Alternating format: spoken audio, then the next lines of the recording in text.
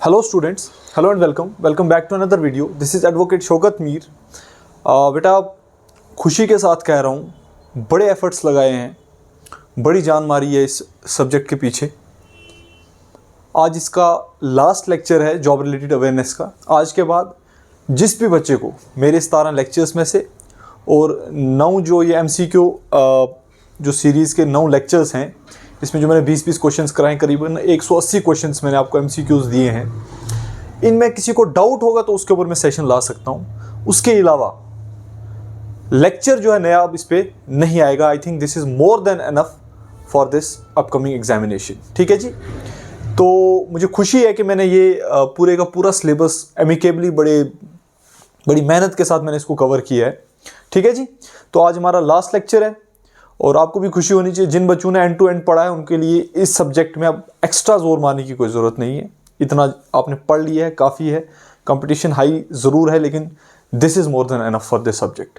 उसके बाद जो जनरल नॉलेज और करंट अफेयर वाला पोर्शन है, उसके लिए मैंने कल आपको एक एनालिसिस टाइप्स दे दिया था। अब जो जनरल नॉलेज के टॉपिक्स मुझे लगता है इंपॉर्टेंट है, एग्जाम में आ सकते हैं, इस J&K high court job related J&K high court junior assistant के एग्जाम में आ सकते हैं, तो वो मैंने लगभग लेक्चर सीरीज शुरू कर दी। उसमें से 2 लेक्चर मैंने डाल दिए हैं, तो वहाँ से आप जनरल नॉलेज जो है वो ग्रैब कर सकते हैं, वो जनरल नॉलेज आप पढ़ सकते हैं। और जो लेक्चर इंपॉर्टेंट नहीं होगा आपके इस पर्टिकुलर पोस्ट के लिए, वो मैं आपको साथ साथ बताता रहूँगा। और टेलीग्राम पे हर जितने भी मैंने MCQs कराए हैं, लेक्चर जितना भी मैंने कंटेंट यूट्यूब पर डाला है एक्सेप्ट इंडियन पॉलिटी का, तो उसके सारे के सारे PDF आपको टेलीग्राम पे मिल जाएंगे। ठीक है जी। टेलीग्राम पर PDF डाउनलोड कीजिए, खुद से MCQs कीजिए या फिर मेरे साथ कीजिए, वो आपकी मर्जी। लेकिन आंसर्स तो आपको वीडियो में ही मिलेंगे। MCQ के आंसर वहाँ नहीं दिए हैं। MCQ के आंसर जो है वो आपको वीडियोज़ ही देखने पड़ेंगे। उसके लिए कंसेप्ट समझने के लिए भी वीडियो देखना ही पड़ेगा। उसके अलावा JKPSI जो रिक्रूटमेंट आने वाली है, एडवर्टीज़ हो गई है, बस फॉर्म लगने वाले हैं उसके भी। उसके लिए मैं दोबारा से इंडियन पॉलिटी को शुरू करने की सोच रहा हूँ। मतलब दोबारा से एंड टू एंड मैं आपको इंडियन पॉलिटी पढ़ाऊँगा JKPSI के लिए। जो मेरे पुराने लेक्चर्स हैं उनको डिलीट करके दोबारा से इंडियन पॉलिटी पढ़ाना चाहता हूँ। अगर आपको लगता है कि मुझे दोबारा से इंडियन पॉलिटी लानी चाहिए तो आप मुझे उसमें बताइए ज़रा। वो सिर्फ सब इंस्पेक्टर के लिए नहीं रहेगा, वो नायब तहसीलदार के लिए भी रहेगा। बाकी जितनी मतलब इंडियन पॉलिटी तो हर एक सब्जेक्ट में इंपॉर्टेंट होती है ना, हर एक सब्जेक्ट में वो घुसेगी। तो उस हिसाब से मैं सोच रहा था कि इंडियन पॉलिटी में दोबारा से पढ़ाना स्टार्ट कर दूँ। तो बाकी करंट अफेयर्स तो चल ही रहे हैं। मंथली करंट अफेयर नवंबर का भी आपको 1-2 दिनों में मिल जाएगा। पूरे नवंबर का जो मंथली करंट अफेयर वाला लेक्चर है वो भी मैं 1-2 दिनों में लेकर आऊँगा। ठीक है जी। चलिए शुरू करते हैं क्लास को। पहला क्वेश्चन आ जाता है हमारे पास।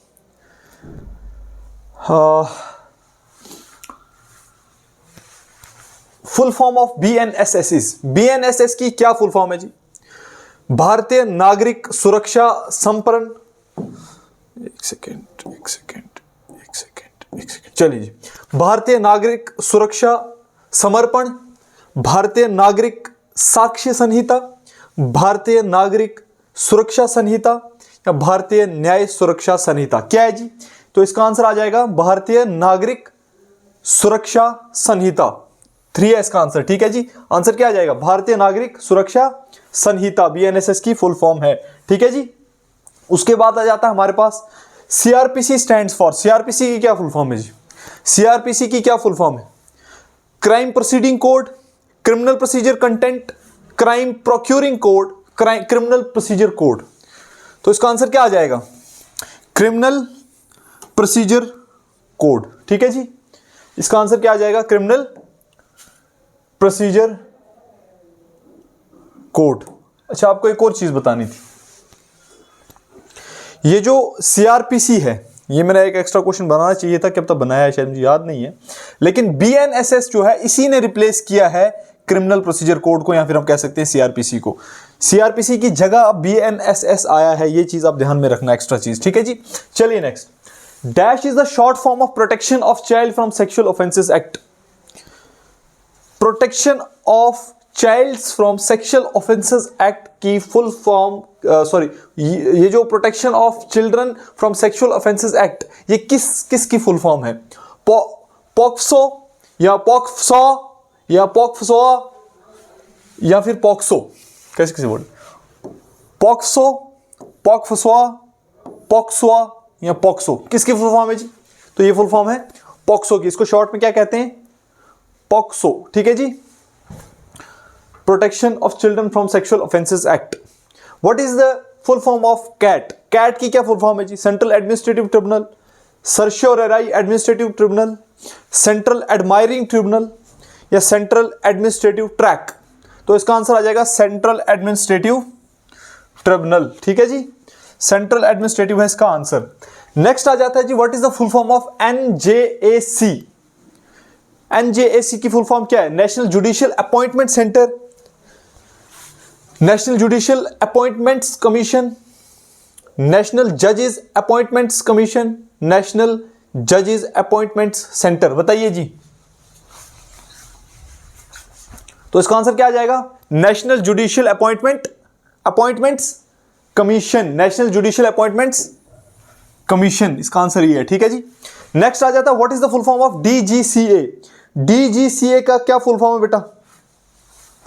What is the full form of DGCA? Directorate general of civil aviation, directorate general of civil assistance, directorate general of civil,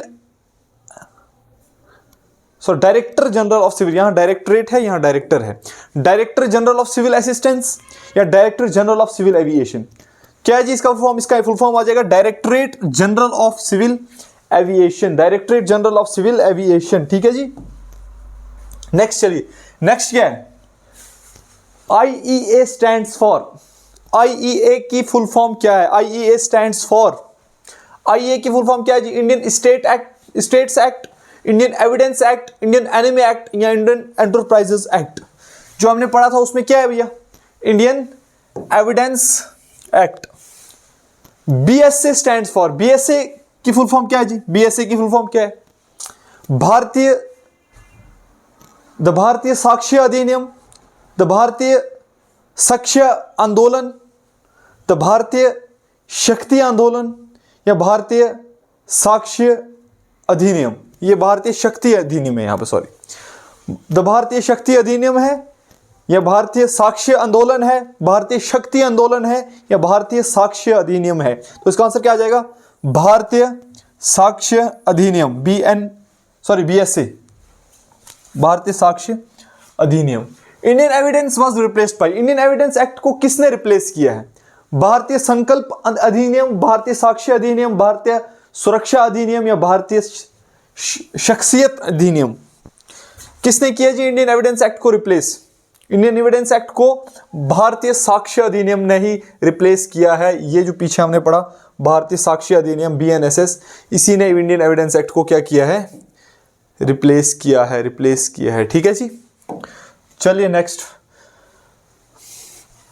proxemics are which type of communication? Proxemics are which type of communication? कौन सी communication है जी proxemics?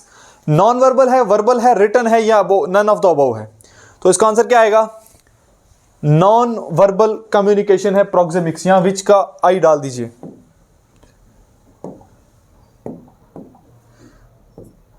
Sorry,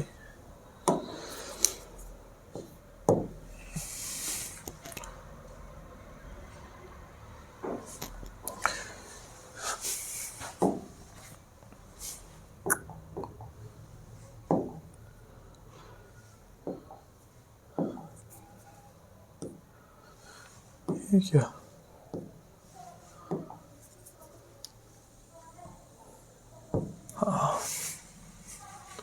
चलिए next आ जाता है body language.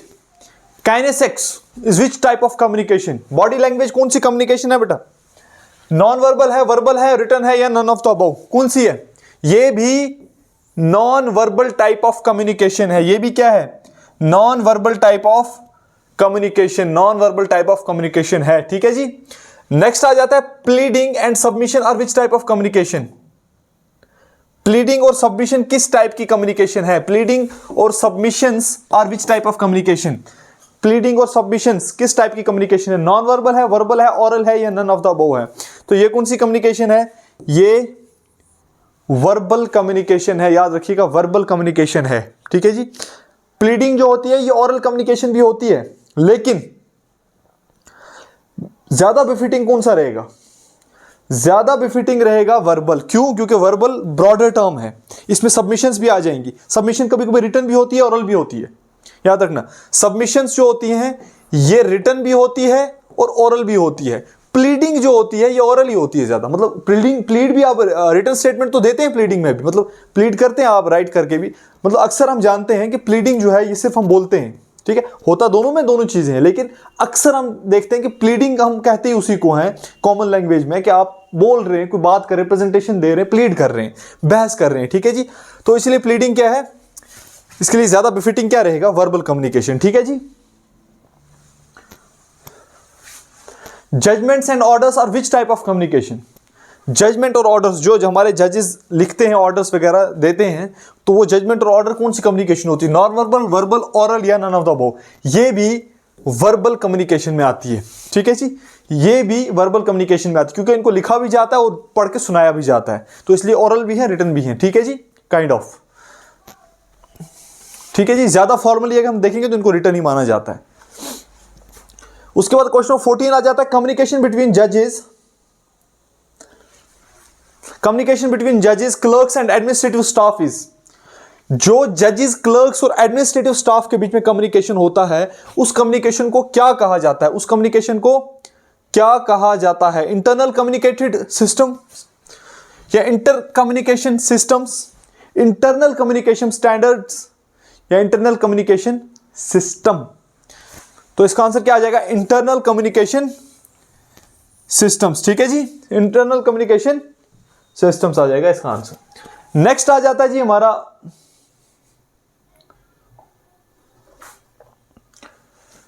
जानशीनी means. जानशीनी किस लफ्ज का मतलब है? जानशीनी, जानशीनी किस लफ्ज का मतलब है? समन, सक्सेशन, रिव्यू या रिवीजन? तो सक्सेशन को हम क्या कहते हैं? जानशीनी, मतलब वंशज। अगर किसी, मतलब कोई, आप समझ लीजिए कि अगर कोई वंश है, उसमें अगर नया राजा मुकर्रर करना है, सक्सेसर मुकर्रर करना है, आने वाला, कमिंग, हम देखते हैं कि पार्लियामेंट के मेंबर जो होते हैं, आप उनका विकिपीडिया खोलना तो वहां पर ऊपर लिखा होता है प्रेडिसेसर्स एंड नीचे लिखा होता है सक्सेसर। प्रेडिसेसर मतलब जो पहले था, सक्सेसर जो अब उसकी जगह आया, सक्सेसर। मान लीजिए मैं मेंबर पार्लियामेंट था 2014 में, जो मेरे से पहले आया वो मेरा प्रेडिसेसर था, लेकिन जो मेरे बाद आया मेंबर पार्लियामेंट, तो वो मेरा क्या बन गया? सक्सेसर। मतलब उसने मेरे बाद मेरे वंश को संभाला, मेरी जगह एमपी बना। एग्जांपल दे रहा हूं, मैं बना नहीं हूं आज तक। तो सक्सेशन क्या होता है? जानशीनी, मतलब जो आपकी जगह बैठता है, जो आपकी जगह लेता है, उसको कहते हैं सक्सेशन, ठीक है जी। निगरानी किसको कहते हैं जी? समन, सक्सेशन, रिव्यू या रिवीजन किसको कहते हैं? निगरानी। निगरानी किसको कहते हैं जी? समन को कहते हैं, सक्सेशन को कहते हैं, रिव्यू को कहते हैं, रिवीजन को कहते हैं? तो निगरानी किसको कहते हैं? रिवीजन को। रिव्यू मैंने कल आपको बताया था, रिव्यू किसको बताया था? नजरे सानी, नजरे सानी कहते हैं रिव्यू को, तलबी कहते हैं समन को, सक्सेशन को कहते हैं जानशीनी और रिवीजन को कहते हैं निगरानी, याद रखना। उसके बाद आ जाता है जुरिस्डिक्शन, सॉरी दायरे इख्तियार। दायरे इख्तियार या समात, इसका मतलब क्या? ये मीन्स अलग है बेटा, यहां तक ये लफ्ज। दायरा इख्तियार या दायरा समात, इसको क्या कहते हैं? दायरा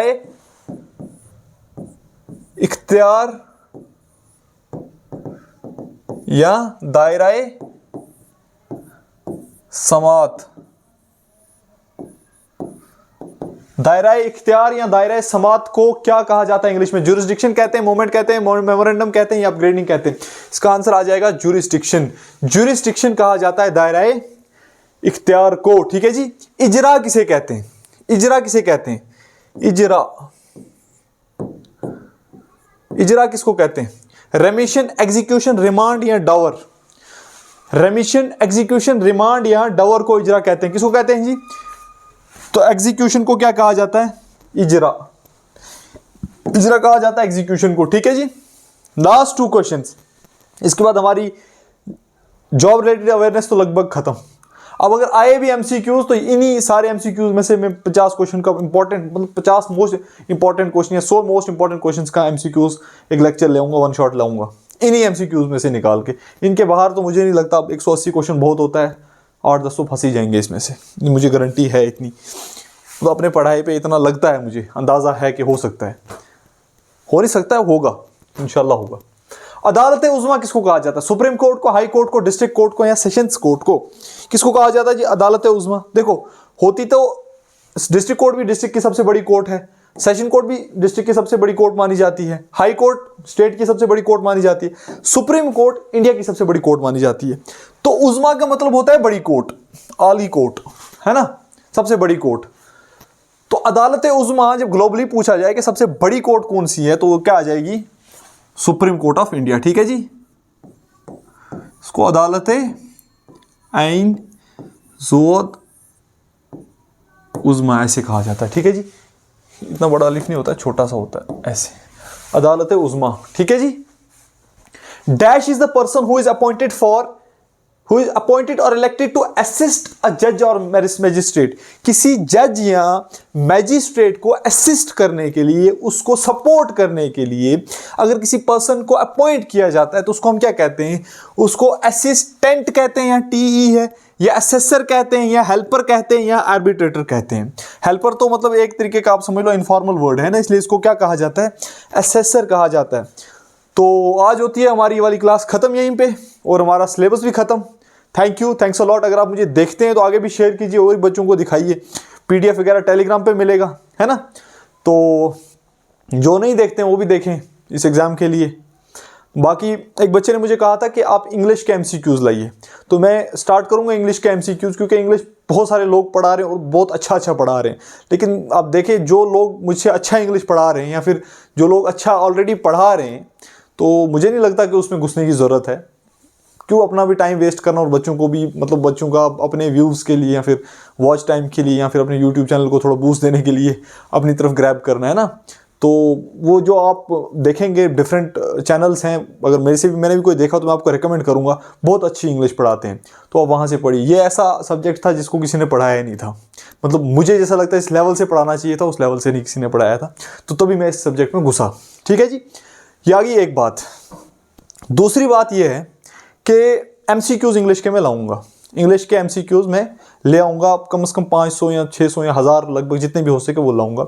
जनरल नॉलेज के एमसीक्यूज़ लाऊंगा। एमसीक्यूज़ में सब सब्जेक्ट के ला सकता हूँ, और इवन के मैथ्स के भी एमसीक्यूज़ में ला सकता हूँ, मैथ के भी मैं एमसीक्यूज़ ला सकता हूँ, कोई मसला नहीं है। लेकिन मैथ के लिए और भी मतलब पढ़ाने वाले और भी अच्छे हैं, जिनको एक्सपीरियंस भी ज़्यादा है, मुझसे भी ज़्यादा होगा ऑब्वियसली। तो मुझे मैथ को इतना पढ़ाने का एक्सपीरियंस नहीं है, लेकिन पढ़ा सकता हूँ मैथ्स भी। देखेंगे आगे आगे क्या होता है, कहाँ कहाँ तक आप मुझे ले जाते हैं। कमेंट्स में बताइए आपको कौन सा सब्जेक्ट नेक्स्ट पढ़ना है। जनरल नॉलेज तो मैं चला रहा हूँ, करंट अफेयर भी साथ ही में चला रहा हूँ, तो मेरा ये मानना है कि मैं इंडियन पॉलिटी शुरू करूँ। आप मुझे बताइए मुझे कौन सा सब्जेक्ट शुरू करना चाहिए। ठीक है जी, till then thank you, thanks a lot, goodbye, take care.